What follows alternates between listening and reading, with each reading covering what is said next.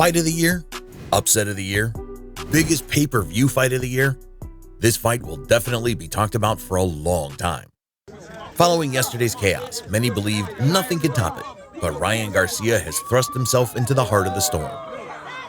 Ryan Garcia surprised many with an impressive victory over Devin Haney, likely making it a strong contender for upset and fight of the year.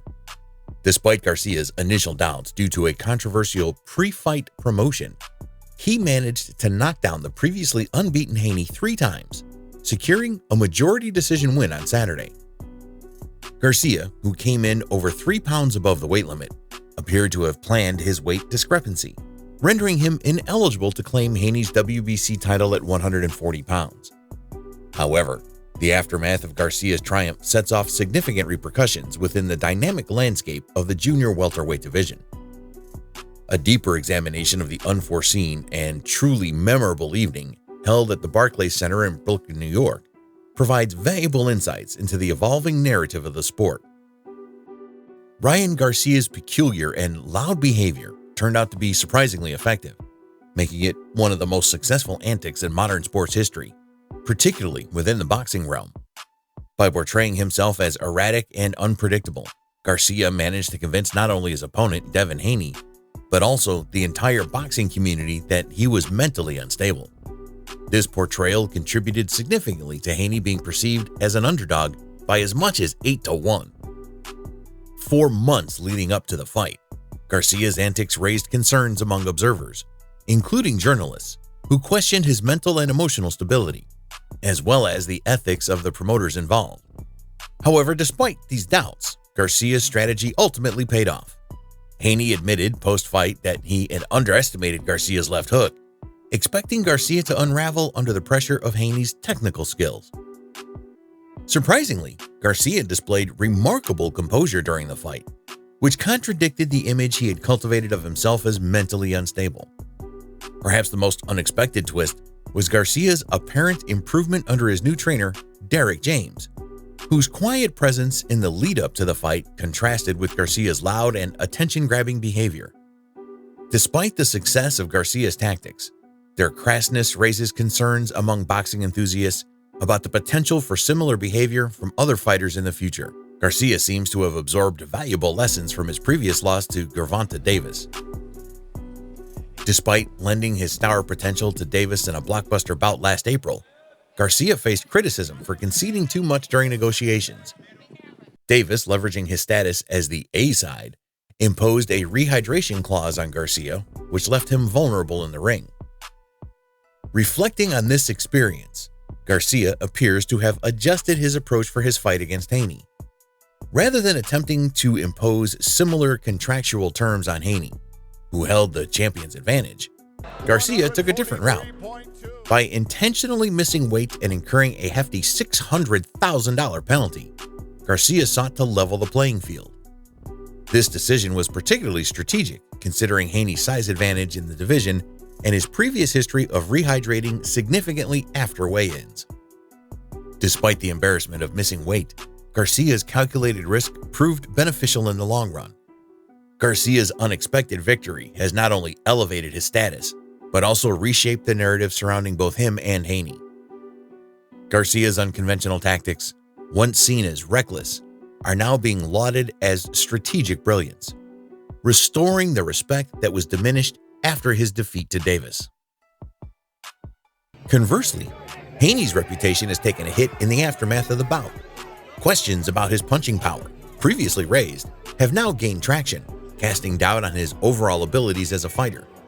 Despite his previous dominance and potential future Hall of Fame trajectory, Haney's inability to neutralize Garcia's primary weapon has raised doubts about his skill level.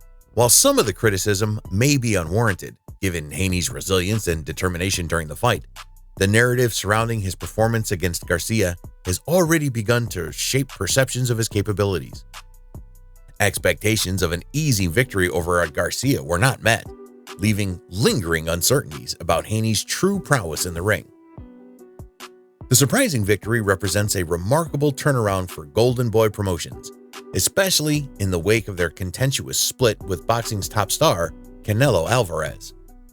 Following the acrimonious divorce, there were skeptics who were quick to write off the promotional company, predicting its demise while questioning Oscar de la Hoya's decision to guide Garcia into a seemingly unwinnable fight. Indeed, a defeat for Garcia could have spelled disaster, exasperating financial concerns for Golden Boy's future. However, Garcia's triumph in the face of adversity proved to be a game changer. By foregoing the opportunity to challenge Rolando Romero for a previously held title, Garcia took a calculated risk in facing Haney, despite widespread criticism. This bold move not only secured Garcia's bright future in the sport, but also showcased De La Hoya's savvy as a promoter.